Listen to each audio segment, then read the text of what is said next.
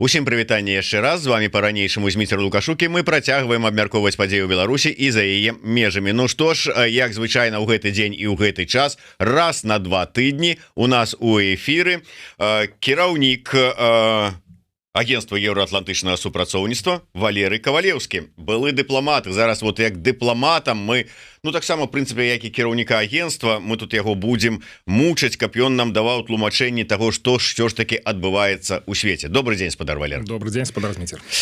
Ведаеце, вельмі прыемна, што адным з першых у каментары прыйшло агентства еўраатлантычнага супрацоўніцтва. Відаць, бачыце, наша крытыка, што яны не актыўнічаюць, ўсё ж таки працуе, што прыемна. Спадар Валер, давайте вось з гэтага моманту і пачнем. Раскажыце мне, калі ласка, як дыпламат, вось тая тактыка, стратэгія, якую абрала адміністрацыя прэзідэнта Трампа датычна распачатку перамоўнага працэсу па Украіне, прычым не далучыўшы да гэтага працэсу ні Украіну саму, ні Еўропу, вот з пункту гледжання дыпламата. Гэта як, нормально? Ці вот як вы это успрымаеце? Не, это выглядае, конечно, вельмі неадназначна, нетрадыцыйна для міжнароднай дыпламаты, і гэта можа мець свае наступствы. Мы ўжо бачым, што пачаліся даволі такія сур'ёзныя пікіроўкі, канфрантацыя нават паміж Кіевам і Вашынгтонам. Еўропа таксама вельмі занепакоеная тым, што адбываецца, і вымушаная зараз шукаць больш такія самастойныя варыянты падтрымкі Украіны. Разам з тым, што цікава, гэты стыль, ён насамрэч уласцівы Дональду Трампу. І тут у якасці прыклада і паралелі я прывёў бы той, як Дональд Трамп вёў перамовы па Афганістану. І там ён таксама размаўляў наўпрост з ворагам, абыходзячы цэнтральныя ўлады ў Кабуле, абыходзячы сваіх саюзнікаў па НАТО, і адначасова ў яго былі такія спробы ўплываць на ўнутрыпалітычную сітуацыю ў Афганістане з тым, каб у пэўным сэнсе аслабіць цэнтральныя ўлады.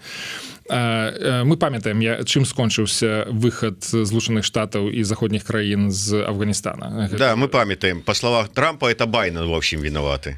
Так, але гэтыя перамовы і гэтыя умовы дасягаў менавіта Трамп.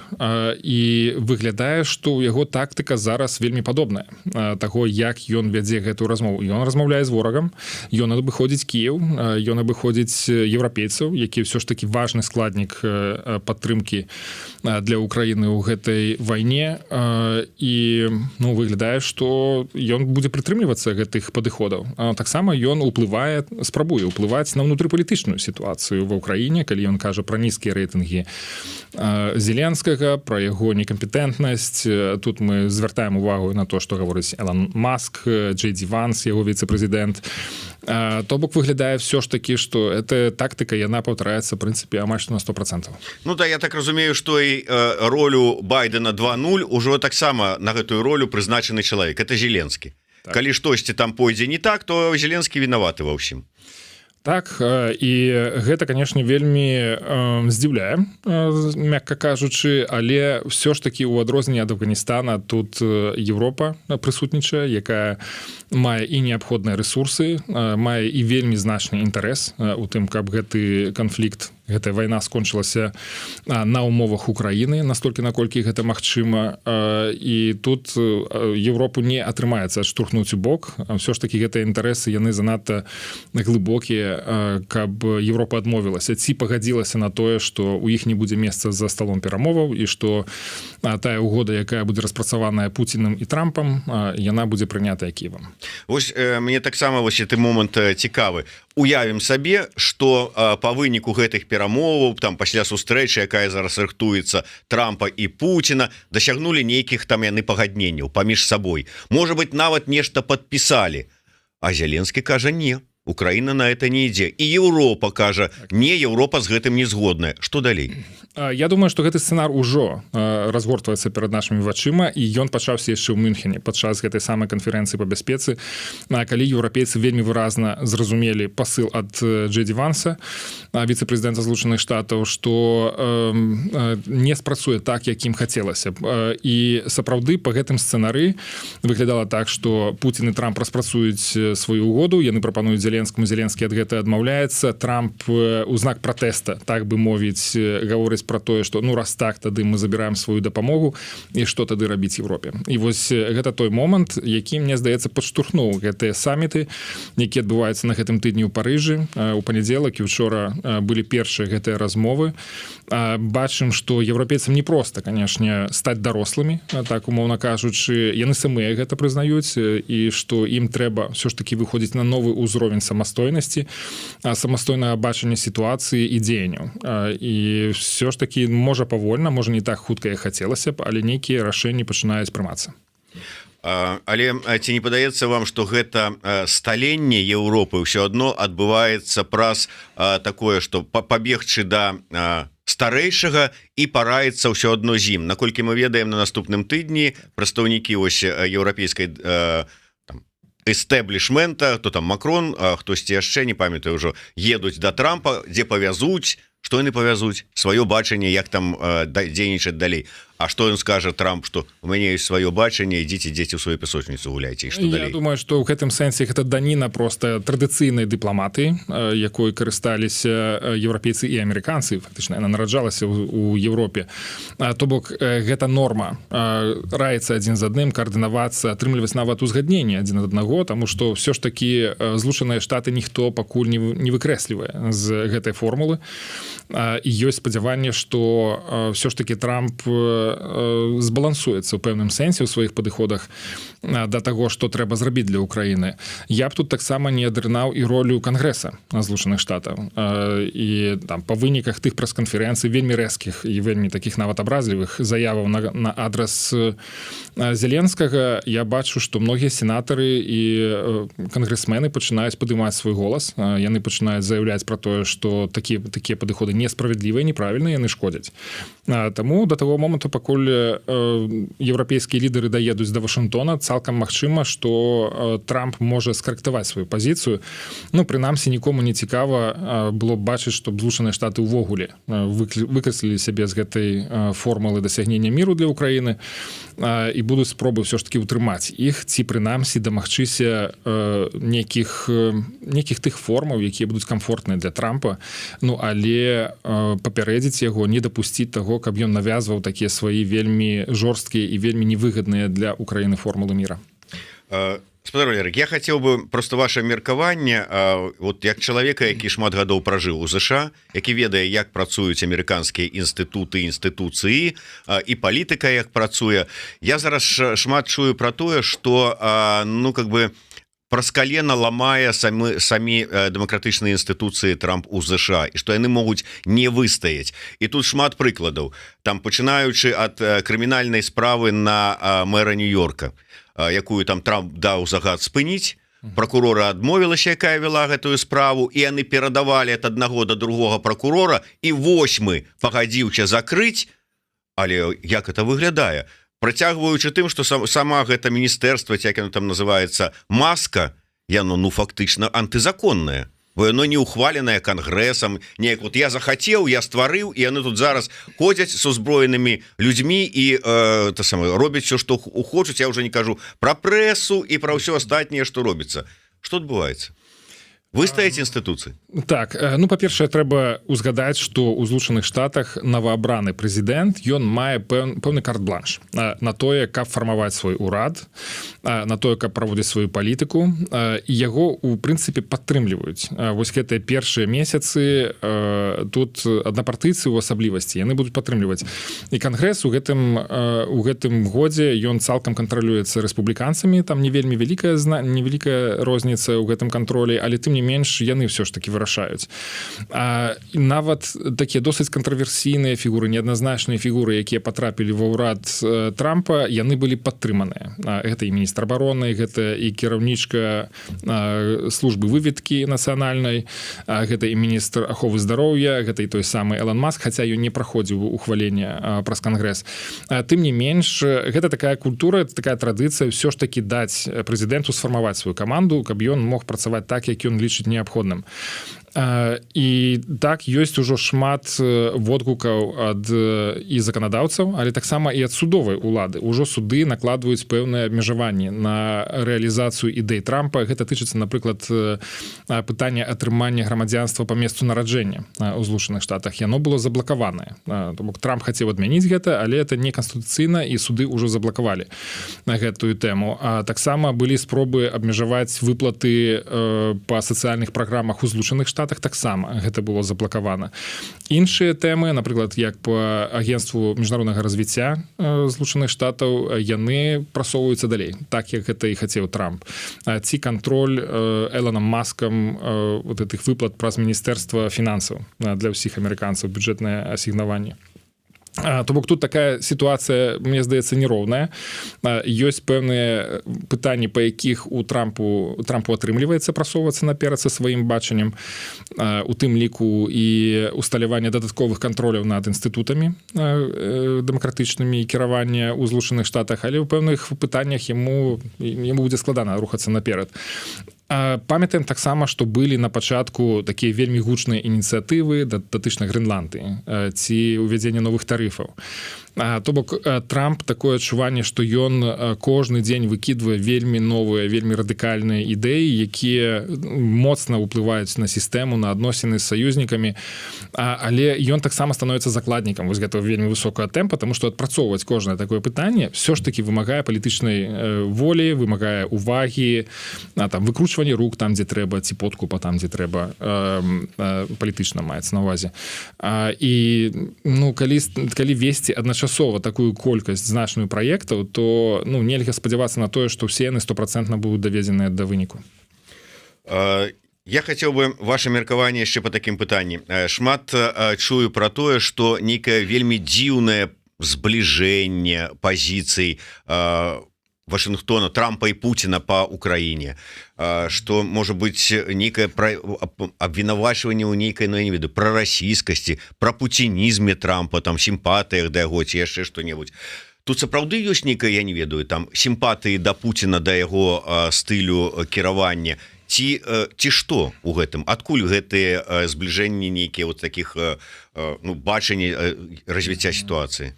Я б тут вярнуўся яшчэ на 9 гадоў таму, калі праходзілі першыя выбары, у якіх удзельнічаў Трамп, тады ён перамог. І былі вельмі сур'ёзныя прыкметы таго, што Расія паўдзельнічала ў гэтых выбарах. Яна фактычна вельмі негатыўна паўплывала на кандыдатуру Хілары Клінтон і дапамагла Трампу перамагчы на тых выбараў. Пасля мы бачылі адносіны, як яны выбудоўваліся паміж Трампам і Пуцінам, што Трамп заўсёды паказваў такую падвышаную павагу да Пуціна, такі пэўны піетэт.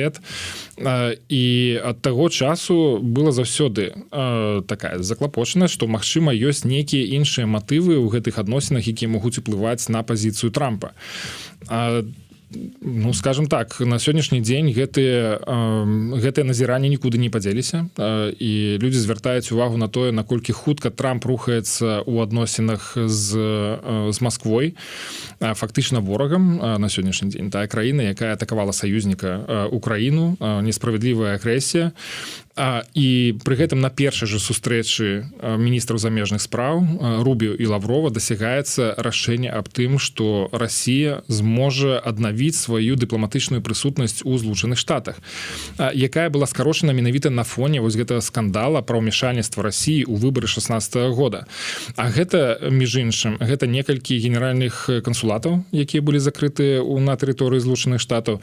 Гэта дзве вельмі вялікія такія базы, так званыя дачы, расійскія дачы пад Вашынгтонам і пад Нью-Йоркам, якія фактычна былі нашпігаваныя шпіёнскім абсталяваннем, якія дазвалялі праводзіць вельмі шмат такой незаконнай дзейнасці расійскім дыпламатам на тэрыторыі Злучаных Штатаў. І цяпер Трамп фактычна адным рашэннем адмяняе вось тое рашэнне Абамы пра тое, што трэба будзе скараціць магчымасці расійскіх спецслужбаў працаваць на тэрыторыі Злучаных Штатаў. Да чаго гэта можа прывесці? Ну, это умацовывая позиции России, як мінімум. Россия атрымлівае новыя магчымасці для вядзення сваёй шпіёнскай дзейнасці, і гэта таксама ўзмацняе іх пазіцыі ў перамоўным працэсе, бо зараз выглядае, што Злучаныя Штаты больш як бы скаардынаваныя з пазіцыі России што да вайны. І там тая сама крытыка вострая на адрас Зеленскага, яна выглядае менавіта больш у духу расійскай прапаганды, на дэзінфармацыі, і пра гэта прэзідэнт Зеленскі напрост сказаў, што Трамп кіруецца менавіта дэзінфармацыйным полем России. Якая выгода? Відавочная выгода Путина, России, Москвы у гэтай ўсёй сітуацыі, у такім стаўленні ЗША да вось і падыходах. А ЗША што? Ёсць некалькі схаваных такіх тэм. Дарэчы, яны не такія ўжо і схаваныя, але тым не менш, вось гэтае пагадненне аб доступу да прыродных ресурсаў ва ўкраіне, Зеленскі фактычна адмовіўся, катэгарычна адмовіўся гэта падпісваць, таму што яно выглядае каланіяльна проста. Што Злучаныя Штаты выглядала так, што яны нібыта карыстаюцца вельмі складанай сітуацыяй Украіны дзеля таго, каб усталяваць пэўны кантроль і зарабіць на гэтым грошай. А таксама аднесціся ў першы тэрмін прэзідэнцтва Трампа. Першы імпічмент, які быў аб'яўлены, ён тычыўся Украіны і Зеленскага.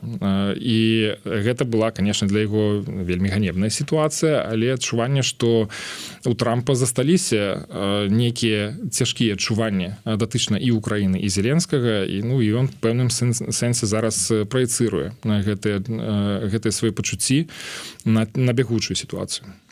Можна сказаць, што вось гэтыя, скажем так, пазітыўныя нейкія такія пачуцці, памкненні адносна да России, да Путина, да яго рэжыма, яны ў пэўным сэнсе прадуцыруюцца і на Лукашэнку, і на яго рэжым. Я б так аўтаматычна не пераносіў гэта, але тым не менш гэтыя сувязі вельмі блізкія. Я думаю, што і Лукашенко гэта разумее і гэтым можа карыстацца. Бо на сённяшні дзень кантэкст выглядае так, што Расія аднавіла палітычны дыялог са Злучанымі Штатамі на самым высокім узроўні. І гэта для яго зручны кантэкст і нагода для таго, каб таксама аднавіць нейкія сувязі са Злучанымі Штатамі. Тут я найперш казаў бы пра аднаўленне прысутнасці і дзейнасці амерыканскай амбасады ў Беларусі. Я не кажу пра прызначэнне амбасадара, гэта куды больш складаны крок, але ад 22-го года ўжо 3 гады, больш за 3 гады, як амерыканская амбасада ў Беларусі цалкам зачыненая. Не зачыненая юрыдычна, але тым не менш там ніхто не можа на сённяшні дзень працаваць. І доўгі час вяліся размовы пра тое, каб амерыканскія дыпламаты вярнуліся. Яны эвакуаваліся з Мінску перад вайной, але зараз яны б хацелі вярнуцца туды і там дзейнічаць і працаваць пастаянна.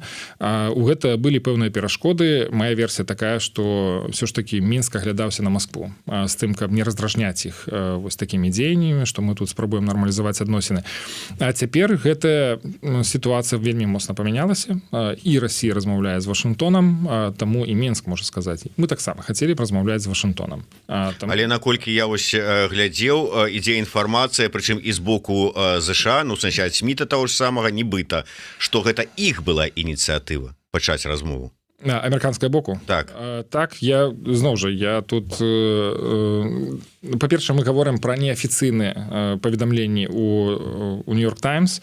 Мы не бачылі яшчэ афіцыйных нейкіх заяваў з боку Мінска ці Вашынгтона пра гэтую сустрэчу.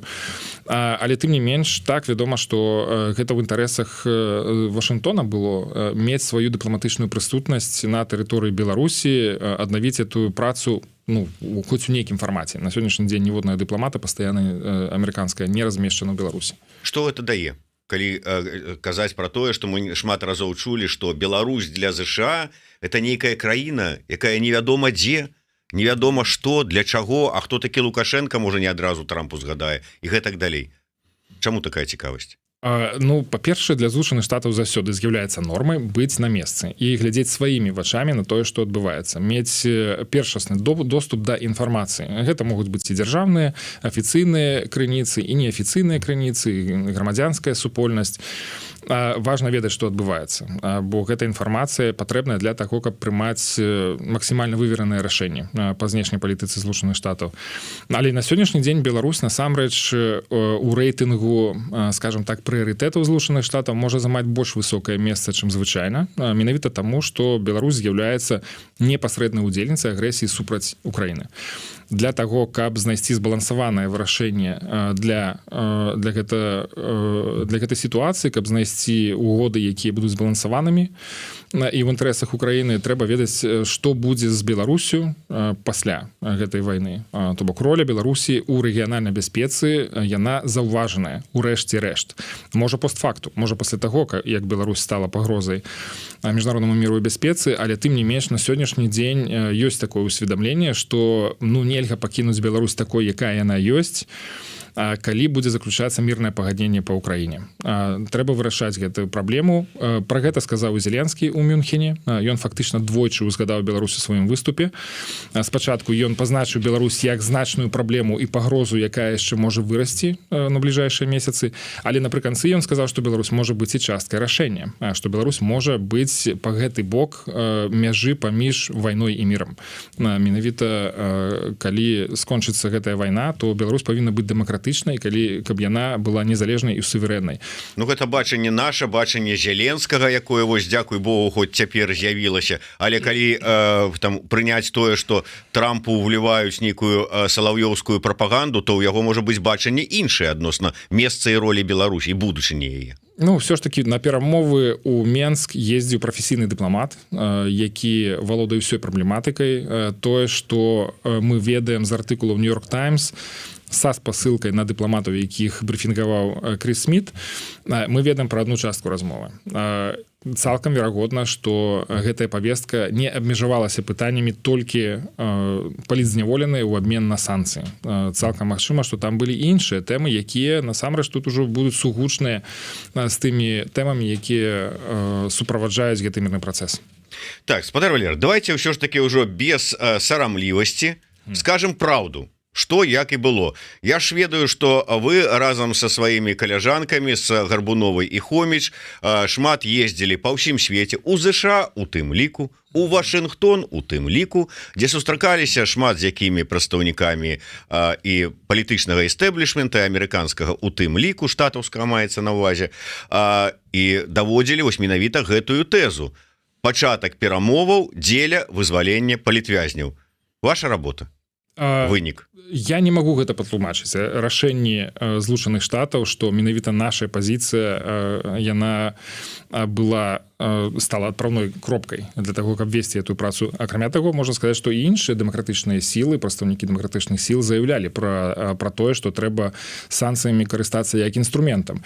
Але факт застаецца фактам, што на сённяшні дзень мы бачым рэалізацыю тых пунктаў, якія мы прапаноўвалі. Гэта актыўныя дыпламаты, гэта вядзенне перамоваў, гэта больш такія узважаныя камунікацыі па сітуацыі Беларусі, каб не ствараць такія новыя вострыя моманты, якія вядуць да канфрантацыі, эскалацыі і арыштаў людзей у Беларусі. І мы таксама казалі пра тое, што санкцыямі трэба карыстацца ўжо сёння як інструментам дзеля вызвалення людзей. Калі гэтым можна карыстацца, каб вызваляць людзей, то трэба гэтым карыстацца. Зразумелая справа, гэта не тычыцца санкцый, уведзеных за вайну. Тыя санкцыі будуць толькі ўзмацняцца, пакуль вайна не скончыцца. Канешне, мы кажам пра тое, што ва ўмовах рэпрэсій санкцыі, можна казаць пра прыпыненне санкцый, але будзе неразумна санкцыі зняць цалкам, пакуль працягваюцца гэтыя арышты. Таму ў цэлым можна казаць, што так, Злучаныя Штаты кіруюцца менавіта такімі падходамі. Хто стаў крыніцай гэтых рашэннях, я тут не буду каментаваць, лепш пытацца ў амерыканскага бока, але мы бачым, што у пэўным сэнсе адбываецца эвалюцыя знешнепалітычных падыходаў в Злучаных Штатах, тое, што тычыцца Беларусі, і вось гэта стала вынікам. Візіт Крыса Сміта ў Менск сталым вынікам гэтай эвалюцыі. Не адзін раз мы з вами гаварылі, і шмат хто таксама гэтай пазіцыі прытрымліваецца, ці ўсё ж такі маюць значэнне, зразумела, што маюць значэнне вызвалення палітвязняў, але без спынення рэпрэсій. Вот як вы на гэтую тэму глядзіце? Я думаю, што трэба вызваляць палітвязняў у любым выпадку, таму што это прыярытэт, таму што гэта наш абавязак і наш доўг маральны, у тым ліку змагацца за тых людзей, якія пацярпелі за выказванне сваёй пазіцыі пасля 2020 года. На гэту сітуацыю я гляджу такім чынам, і мы гэта таксама абмяркоўвалі, што як паралель, як параўнанне ва ўкраіне таксама ідзе вайна.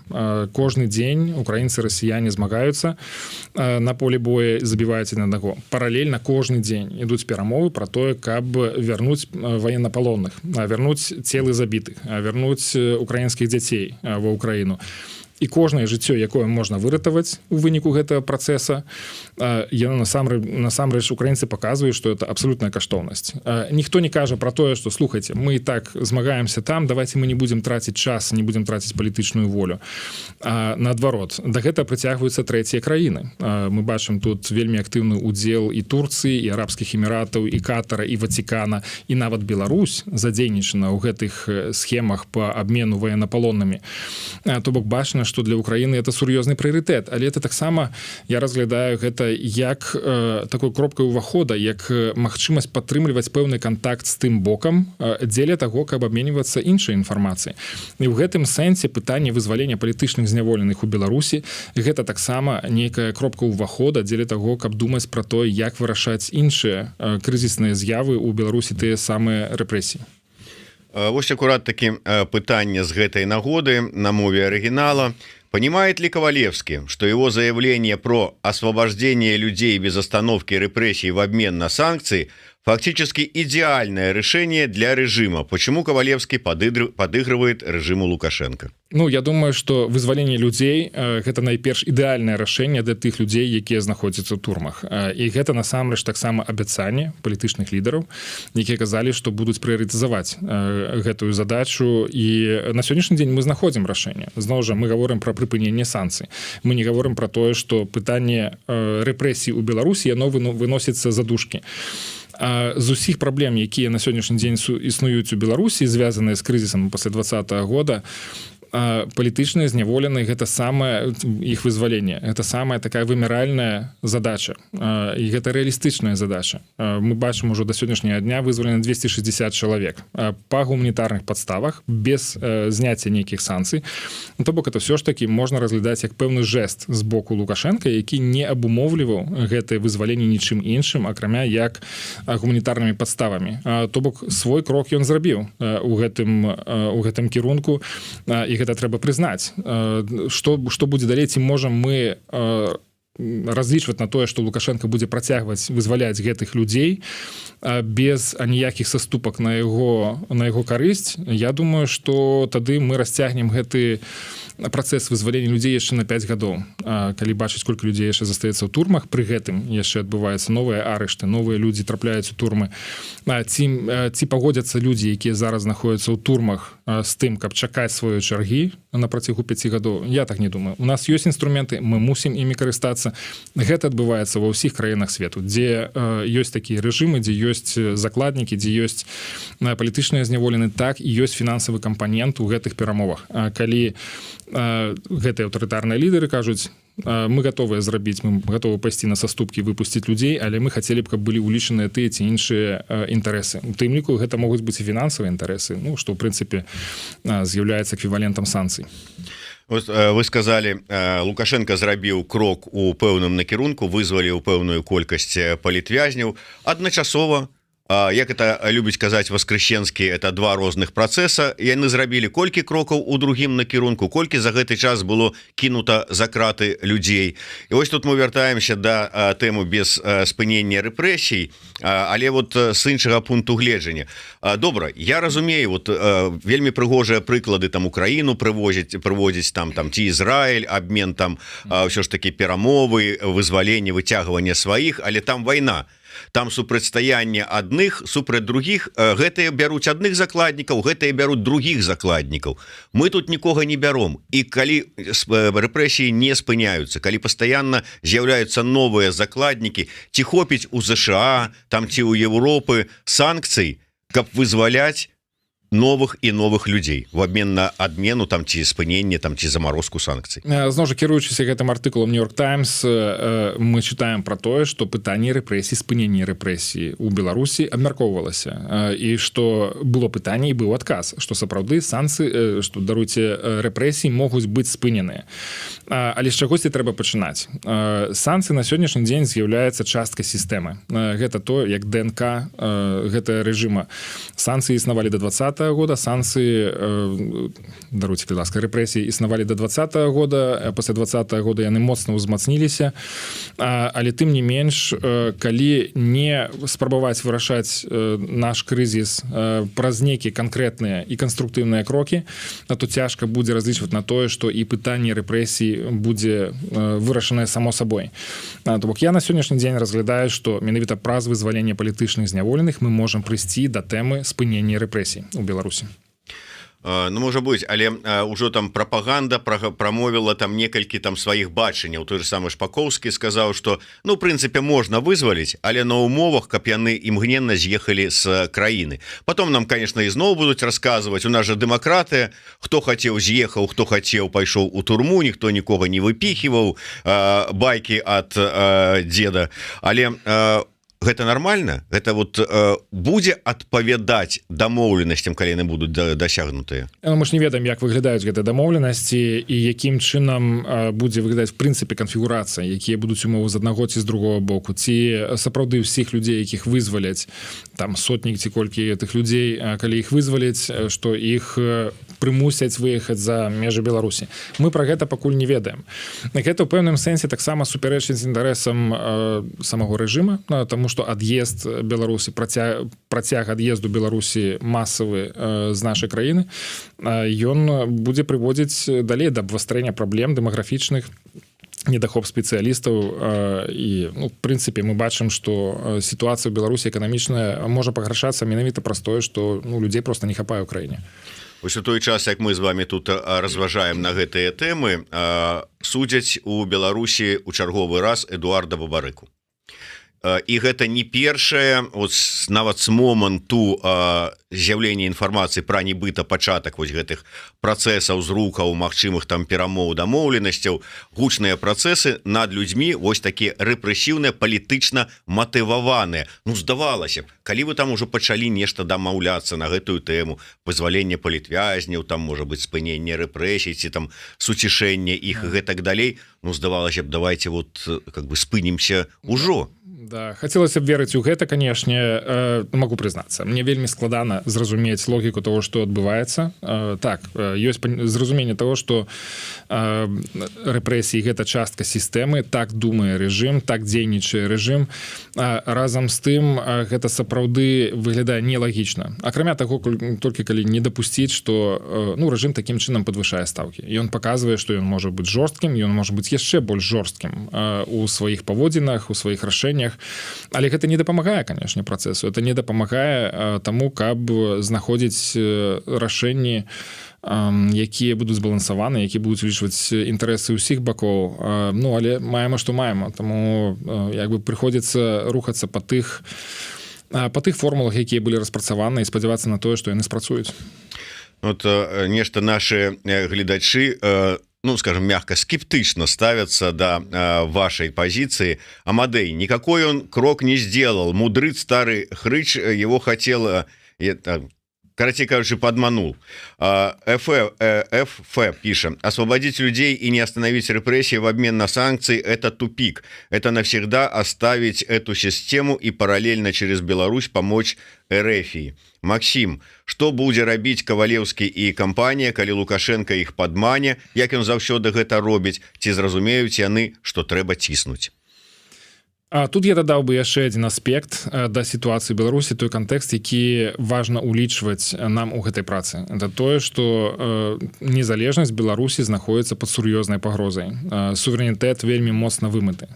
І мы таксама не можам не думаць пра то, якім чынам умацаваць гэты суверэнітэт, не даць ему размывацца далей.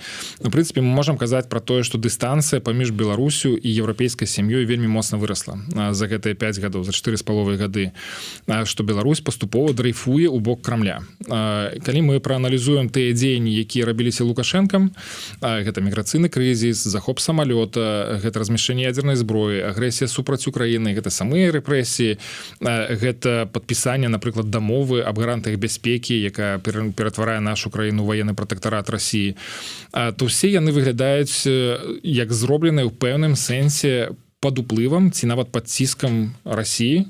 Яны могуць разглядацца як правакацыйныя і яны ведуць да таго, каб Захад уводзіў пэўныя абмежаванні супраць Лукашэнкі. Калі мы прэзюміруем гэтую формулу, то атрымліваецца так, што Расія ў пэўным сэнсе кіруе гэтымі працэсамі. Яны штурхаюць Лукашэнку да нейкіх правакацыйных крокаў. Лукашэнка гэта робіць з задавальненнем часта, а часам таму, што ён вымушаны гэта зрабіць, як, напрыклад, размяшчэнне ядзернай зброі. І то і сёе можа быць, і плюс, і мінус. Як рэагуе Захад, яны ўводзяць новыя абмежаванні. Гэта могуць быць індывідуальныя санкцыі, гэта могуць быць санкцыі супраць военпрома ці эканамічныя санкцыі, але гэта могуць быць абмежаванні мабільнасці для беларусаў, якія адштурхоўваюць людзей ад Еўропы, абмяжоўваюць магчымасці камунікацыі з Еўропай. І мы бачым, што гэты дрейф працягваецца у бок Расіі. Расія тут з'яўляецца галоўным бенефіцарам. Яны выйгрываюць ад гэтай сітуацыі на 100%. Для беларусаў гэта кепска, для Еўропы таксама кепска, таму што яны губляюць сувязі з нашай краіны, аслабляюцца гэтыя магчымасці для прысутнасці, для ўплыву, для ўцягвання ў некую супрацу. То бок фактычна праз гэтыя 4,5 гады мы бачым, што мы губляем Беларусь. У Еўропа губляе Беларусь. Ці мы гатовыя з гэтым пагаджацца, ці мы ўсё ж такі будзем штосьці з гэтым рабіць, каб спыніць гэты дрейф і развярнуць яго назад. Глядзіце, просто трошку прагназуем далейшае развіццё магчымае падзеяў. Уявім сабе, што ёсць дасягнулі нейкіх пэўных пагадненняў там Вашынгтон і рэжым Лукашэнкі. Вызвалілі пажадана, конечно, усіх, пра што і размова ідзе, там ж яны нават формулу такую выдалі, усіх на ўсё, маецца на ўвазе усіх палітвязняў на усе санкцыйныя абмежаванні. Людзей вызвалілі, што ўжо вельмі класна, але на умовах, можа быць, гэта не вельмі добра, але на умовах выезда з Беларусі. Выехалі, хоць прынамсі у бяспецы знаходяцца і пазбаўленыя пагрозы паўторнага затрымання. Але нават уявім сабе, што спынілі яны рэпрэсіі зараз там за лайкі, там за нейкія там здавалася б нейтральныя каментары, ці там подпіску, ці там знойдзеныя, я не ведаю, спасылку запошчаную 10 гадоў таму з Еўрарада ці Студбая у Фейсбуку знайшлі, і цяпер чалавека за гэта асудзілі. Спынілі гэтую практыку, але все адно ж рэжым застаўся такім, як ён ёсць. То есть шаг улева, шаг крок управа, гэта, калі ласка, мозырская калонія, там ці яшчэ куды-небудзь. Але некалькі момантаў. І што? Гэта дае магчымасць нейкага развіццю грамадзянскай супольнасці ў Беларусі. Гэта дазволіць вернуцца незалежным СМІ, там недзяржаўным арганізацыям у Беларусь і працягваць там сваю дзейнасць. Што-то вялікія сумневы ёсць. Пра суверэнітэт і незалежнасць. Чыталі Гігіна, які напісаў пра тое, што мы разумеем там, што там намеры, якія ёсць у Вашынгтона, які пачынае гэтыя мірныя перамовы. Насамрэч яны хочуць нас адцягнуць ад Масквы. Мы, конечно, будем з імі замірацца, но ад Масквы мы не адцягнемся, а яшчэ больш будзем цягнуцца ў той бок. То есть ніхто не збіраецца. Што мы па выніку атрымаем? Апроч вызваленых палітвязняў. Так, я думаю, што вельмі часта можна было бачыць такую максімалісцкую пазіцыю з боку палітычных структур за гэтыя 4,5 гады, што мы павінны вырашыць праблему адзін зараз, як бы ўсім пакетам, адно рашэнне для ўсіх праблем. Гэта не атрымалася зрабіць, на вялікі жаль. 4,5 гады прайшло, і мы бачым, што краіна знаходіцца ў даволі складаным, цяжкім нават сказаць стане. Таму я лічу, што мы павінны ўсё ж такі думаць пра стратэгію вырашэння праблем паступовага, і так на сённяшні дзень гэта палітычныя зняволены, дзе ёсць пэўны прагрэс ужо ёсць вызваленыя, ёсць ужо пэўныя прыкметы таго, што могуць быць вызвалены больш людзей, але таксама адзначаем, што рэжым прасігналіў пра тое, што яны зацікаўленыя ў аднаўленні нармальных адносінаў з захадам. Нармалізацыя гэтых адносінаў будзе магчымая толькі тады, калі будуць пэўныя змены у Беларусі. І ў тым ліку тое, што тычыцца рэпрэсіі, тое, што тычыцца магчымасцяў для грамадзянскай супольнасці, якая, дарэчы, не спыніла сваё існаванне ці дзейнасць на тэрыторыі Беларусі. Яна ёсць, яна працягваецца, гэтая грамадзянская дзейнасць грамадзянскай супольнасці, як і незалежных медыа, але гэта менш заўважна, чым раней. То бок кіравацца не максімалісцкім падыходам, а кіравацца падыходам таго, што мы мусім рабіць тое, што сёння мы можам зрабіць, спадзяючыся на тое, што гэта прывядзе нас да вырашэння іншых праблемаў. Але мы можам таксама спраецыраваць такую сітуацыю, што мы захоўваем стратэгію максімалісцкую, што мы павінны вырашыць усе праблемы адным махам, і наступныя 5 гадоў, напрыклад, до 30-го года мы будем кіравацца гэтай стратэгіяй. Гэта значыць, што людзі не будуць выходзіць, санкцыі будуць нарошчвацца, Расія будзе па-ранейшаму паглынаць Беларусь, так яна як гэта рабіла гэтыя 4,5 гады. Можа, ёй спатрэбіцца значна менш часу на фоне таго, што адбываецца зараз супраць Украіны. І тут пытанне да нас саміх, ці мы пагодзімся на тое, каб глядзець, як наступныя 5 гадоў Беларусь будзе працягваць дэградаваць, будзе губляць свой суверэнітэт, незалежнасць людзей, як Европа будзе губляць Беларусі, мы все таксама. Я просто до таго казаў, што можа быть там ужо абраны гэты свядома вось гэты крок на такое збліжэнне, ажно там можа быть да паглынання дзеля захавання рэжыма улады. Там же ж Лукашенко хоча не толькі сядзець колькі можа, але і каб вот гэта яго палітычная структура, якую ён нібыта выбудаваў, якую лічыць вельмі арыгінальнай і самабытнай, каб яна працягвалася і пасля яго. А гэта можа быць толькі ў шчыльнай супрацы з Расіяй, і таму што мы дасягнем нават нашым клопатам пра тое, каб не адбылося ўсё тое, пра што вы казалі. Я не думаю, што гэта тая структура, якую выбудоўвае Лукашенко, яна пад тое, каб зайсці ў Расію з гэтым. Усё ж такі для Лукашенко з'яўляецца абсалютным прыярытэтам захавання асабістай улады. Ён нікуды не сыходзіць. Відавочна, што ён умацаваў свае пазіцыі, кансалідаваў эліты, ён кантралюе сітуацыю ў краіне. Ён нікуды не збіраецца ні сыходзіць, ні перадаваць уладу. Магчыма, будзе нейкая трансфармацыя улады, трансфармацыя рэжыма. Ёсць нейкія прыкметы таго, што Лукашенко зацікаўлены ў тым, каб паслабіць вось гэту персаналісцкую мадэль, якая робіць яго ўласную сістэму не вельмі ўстойлівай, асабліва пасля таго, як ён можа сысці па той ці іншай прычыне. З гэтым я, напрыклад, звязваю фармаванне новай гэтай формы гэтай камісіі, якая будзе фармаваць новы ўрад, якая павінна прыйсці з прапановамі да Лукашэнкі пра то, хто будзе на сённяшні дзень у гэтым новым урадзе. Мне здаецца, што гэта якраз такі спроба ўсё ж такі разнесці гэтыя рызыкі, ўсё ж такі трохі іх мінімізаваць дзеля таго, каб не было вось гэтай залежнасці толькі ад адной асобы. І гэта таксама пытанне унутранага палітычнага суверэнітэту, наколькі устойлівая гэта сістэма пры асабістых зменах ва ўладзе. Давайте трошечку, может быть, на крыху іншае пытанне, бо не так шмат часу у нас застаецца. Спадар Валер, а што з вами здарылася апошнім часам?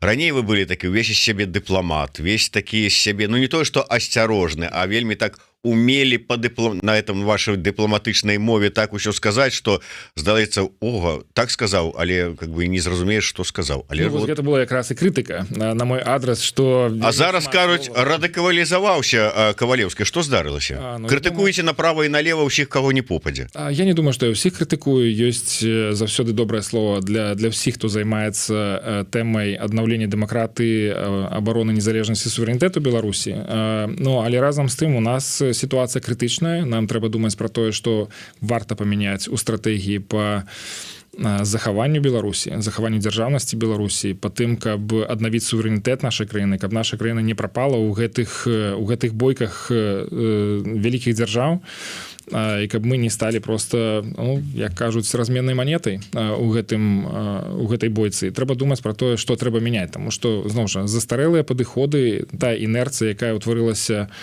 пасля 20-го года, яна насамрэч не дапамагае нам вырашаць нашыя праблемы. Трэба гэтыя падыходы мяняць.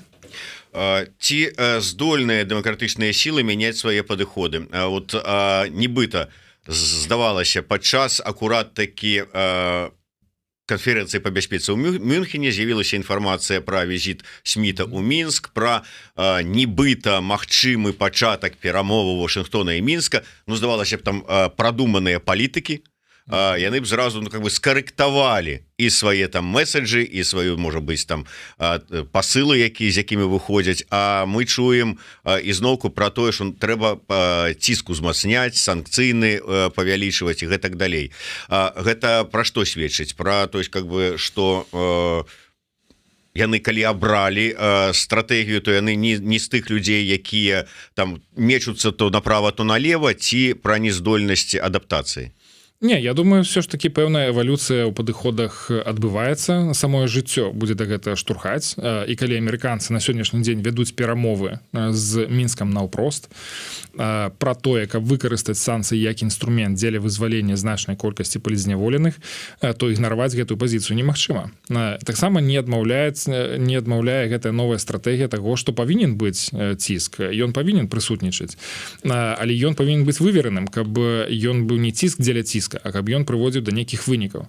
Таму я насамрэч заўважаю ўжо пэўныя прыкметы таго, што ўсё ж такі эвалюцыянуе гэтая пазіцыя, яна развіваецца, яна падладжваецца пад новы кантэкст, пад новыя рэаліі.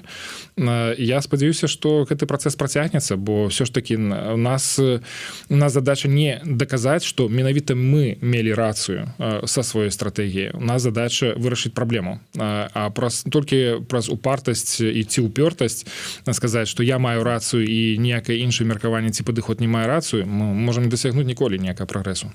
Што трэба сёння рабіць? Вот на ваш погляд, як трэба змяніцца і з якімі месседжамі і да каго ісці? Ну, мне здаецца, што пачынаючы з месседжа, пачынаючы з камунікацыі, трэба ўсё ж такі займаць такую больш адказную пазіцыю. Мы не можам казаць, гэта ўжо такі прыклад, які я прыводзіў, але тым не менш казаць пра звяржэнне ці ліквідацыю рэжыму на сённяшні дзень. Гэта, ну, выстрел у паветра. Ён ні да чаго не прыводзіць, бо у беларусаў няма такіх рэсурсаў, няма такого жадання у заходніх партнёраў. Для іх канцэпцыя звяржэння рэжымаў яна просто не існуе, больш яны ёй не карыстаюцца. Разам з тым для рэжыма гэта можа быць нагодай кансалідавацца, таму што яны адчуваюць пэўную пагрозу на свой адрас. Гэта і кансалідацыя рэжыма, гэта таксама і спробы, ну, нейкім чынам адказаць, зрабіць нейкія акты помсты супраць людзей. Людзей не ў Вільні, не ў Варшаве, а людзей менавіта ў Беларусі.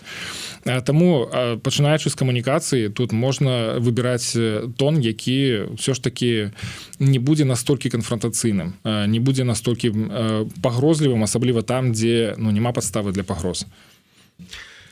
Дона Симона, вот смотрите, сейчас Запад гордо не закроет границу для Лукашенко. Завтра Лукашенко сам закроет эту границу, и Запад проглотит этот позор. Как было и с забастовками. Не бастовали, тряслись остаться без работы. Прошло пару лет, и с позором остались без работы. Чым шмат хто, я уже не кажу про нашего постоянного гледача Владимира Кисляка, все-таки прыхільнікі, асабліва по выніку вось гэтых 4 гадоў нейкага такое радыкальнага падыходу і, ну, может быть, нават сілавога сцэнару аднаўлення дэмакратычнасці і вяртання сабе Беларусі. Ну, тады тым людзям трэба паказаць, дзе тая сіла, дзе тыя рэсурсы, якія могуць, ну, сапраўды кагосьці ўразіць па той бок мяжы у Беларусі. Хто скажа, да, мы бачым, у вас столькі сіл, што мы гатовы ісці на любыя саступкі. Давайте мы больш не будзем працягваць. На сённяшні дзень я не бачу прыкметаў таго, што ёсць такія рэсурсы, ці ёсць нават такая воля і жаданне сярод беларусаў ісці менавіта такім шляхам. хутчэй было б правільна на сёння больш настойліва размаўляць з нашымі заходнімі партнёрамі пра вырашэнне праблемаў мабілізацыі для беларусаў. Гэта тычыцца і то, як выдаюцца візы у Беларусі, якім чынам адбываецца транспартныя камунікацыі паміж Беларусю і заходнім светам. Гэта і чыгуначнае злучэнне, гэта і Белавія, які на сённяшні дзень па-ранейшаму не можа выконваць палёты ў Европу. Гэта і пункты перасячэння мяжы з Літвой і Польшчай найперш, бо на сённяшні дзень гэтыя магчымасці вельмі моцна абмежаваныя. І гэта тое, што таксама адштурхвае беларусаў ад Европы. І гэта тое, што можна вырашаць. Гэта вырашальныя праблемы. А тут патрэбная воля ў тым ліку і палітычных структур, ну і грамадскасць можа пра гэта выказвацца больш дакладна і не саромеючыся, таму што гэта сапраўды наш нацыянальны інтарэс, каб не абразаліся гэтыя сувязі паміж беларусамі і еўрапейскай сям'ёй. Я трошку вярнуся да Мюнхенскай канферэнцыі. Вы там былі. Як вы ацэньваеце вынік гэтай канферэнцыі не для вас, не для агенцтва, не для офіса там ці кабінета, а для дэмакратычных сілаў? Ну, вельмі важна было тое, што прысутнасць была, яна расце, гэтая прысутнасць беларусаў на канферэнцыі, гэта адно з самых прэстыжных мерапрыемстваў па пытаннях міжнароднай бяспекі і дыпламатыі ў свеце. Я лічу, што трэба дамагацца таго, каб гэтая прысутнасць расла, каб больш экспертаў мелі магчымасць прысутнічаць, удзельнічаць, арганізоўваць свае сайд-івенты, то бок паралельныя дыскусіі падчас гэтай канферэнцыі, бо тэма Беларусі ўсё адно заставалася трошкі маргінальнай. І дзякуючы Зеленскаму яна была вынесена так уже на парадак дня. Але ў прынцыпе, калі не прысутнічаць, ці калі ты прысутнічаеш на дыскусіях, іх там некалькі соцен адбывалася гэтых панельных дыскусій, то калі не задаць пытанне пра Беларусь ніхто не ўзгадае. То бок нават часам прысутнасць, удзел актыўны ў такіх дыскусіях дапамагае звярнуць увагу на ролю Беларусі. І калі ёсць магчыма задаць такое пытанне, ці пасля ёсць нейкія камунікацыі, размовы з экспертамі, палітыкамі, дыпламатамі у кулуарах, то людзі усе адназначна прызнаюць тое, што нельга ні ў якім разе забывацца пра ролю Беларусі у гэтай вайне, што трэба абавязкова вырашаць пытанне з тым, каб, напрыклад, расійскія войскі былі выведзены як частка ўгоды па заканчэнню вайны, былі выведзены з тэрыторыі Беларусі, гэтаксама як і ядзерная зброя. А гэтыя сустрэчы, якія там былі, яны сапраўды былі сур'ёзныя, важныя, там на пэўным узроўні. Я стаміўся чытаць паведамленні прэс-службы офіса Святланы Ціхановскай, дзе пералічвалі там, з кім яна сустрэлася, з кім яна там сфатаграфавалася і гэтак далей. Я думаю, што у вас таксама было вельмі шмат сустрэчаў, але як напісалі у чаце рэфарматараў і рэфарматарак, у якім вы таксама прысутнічаеце, што фактычна там 90% гэтых сустрэч это былі выпадковыя там сустрэчы на паціснуць руку дзе-небудзь там у буфеце, каля прыбіральні, там ці яшчэ дзе-небудзь. Так сапраўды было? Ні ў якім разе я б не абясцэньваў ніводную з тых сустрэч, якія адбыліся. У Мюнхене гэта норма, сустракацца на нагах, і в прынцыпе там сам фармат гэта прадугледжвае і заахвочвае. Так, там ёсць магчымасць для арганізаваных сустрэч, дзе ты загадзя дамаўляешся з людзьмі, ёсць спецыяльныя пакоі, якія прадстаўляюцца арганізатарамі мерапрыемства.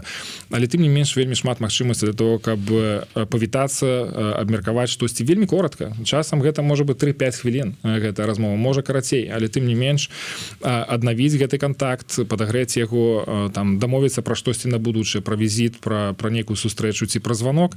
Гэта ўсё важна. Іншая справа тое, што вось нават на панелі па Беларусі, якая была, дзе удзельнічалі прадстаўнікі і офіса і кабінета, то адзін з удзельнікаў, заходнееўрапейскі палітык, ён сказаў: было вельмі цікава вас паслухаць, але вы гаворыце тут пра ўчорашні дзень. Што наконт сённяшняга ці заўтрашняга дня? Якія падыходы, якія будуць змены? Таму што карыстацца тымі самымі інструментамі, што мы карысталіся 4 гады, ну гэта ўжо не актуальна. Ну і на завяршэнне, на жаль, трэба ўжо завяршаць нашу размову, ўжо больш за 50 хвілінаў, але як вы лічыце, міратворчая сіла міратворчыя сілы еўрапейскія Наколькі гэта рэальна на тэрыторыі Украіны? Я думаю, што іх правільней было б называць сілы стрымлівання, а не міратворчыя, але думаю, што рэальнасць гэта высокая, просто таму, што Европе няма куды адступаць. Ім трэба збіраць нейкія сілы, трэба дапамагаць, трэба паказваць самастойнасць у прыняцці сваіх рашэнняў. І я думаю, што гэта таксама можа быць значнай палёгкай для украінцаў. Усё ж такі, напрыклад, калі ўявіць сабе адзін са сцэнароў, што заходнія сілы замяняюць украінскіх вайсковых на паўночнай мяжы з Беларусю, то бок забяспечваць там нейкі кантроль сітуацыі і такім чынам вызваліць украінцаў, каб яны маглі ваяваць на фронте, то гэта будзе сур'ёзная дапамога. А чаму не? У адлігу верыце ў Беларусі? Бліжэйшым часам? Патэнцыйна так. Бліжэйшым часам хутчэй не, чым так. Добра, а не бліжэйшы час, это у вас які прамежак часу? Я думаю, что это можа быць до конца года могуць быць нейкія змены такія больш змястоўныя, чым просто касметычныя. То бок выпускаць людзей і арыштоўваць людзей адначасова. Могуць, я думаю, быць нейкія змены ў палітыцы таго, каб заахвочваць вяртанне людзей. Ну, зноў жа, гэта спекуляцыі. Гэта маё меркаванне, гэта не тое, што пакуль што праглядаецца, але інтуітыўна да гэтага хацелася імкнуцца. Дзякуй вялікі. Валерый Кавалеўскі, кіраўнік агентства еўраатлантычнага супрацоўніцтва і былы дыпламат быў у нас у эфіры. Слухайце, глядзіце, подписывайтеся на телеграм-канал агентства. Спасылачка з QR-кодом будзе тут у нас на экране, ну альбо потым у каментатарскай. Не забывайте подписываться на YouTube-канал Еврорады, каб не пропусціць нашыя сустрэчы раз на 2 тыдні. Па чацвяргах звычайна мы сустракаемся с Валерием Кавалеўскім, так што сачыце, для гэтага подписывайтеся, дакладна не пропусціце. Ну і падтрымайце нашу працу, калі у вас ёсць такая магчымасць. Да сустрэчы, жыве Беларусь. Жыве.